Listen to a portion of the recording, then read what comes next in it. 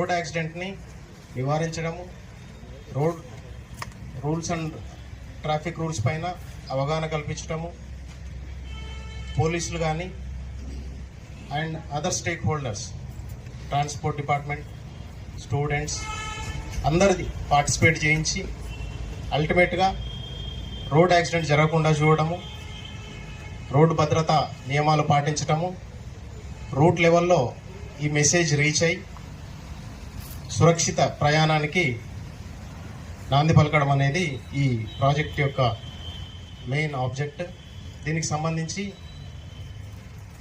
మేము పోలీసులమంతా కూడా మా జిల్లా ఎస్పీ గారి ఆదేశాల మేరకు ప్రతిరోజు ఒక ప్రోగ్రాం చేయడం జరుగుతుంది, పబ్లిక్ రీచ్ అవ్వడం జరుగుతుంది, పబ్లిక్లో అవేర్నెస్ తీసుకురావడం జరుగుతుంది.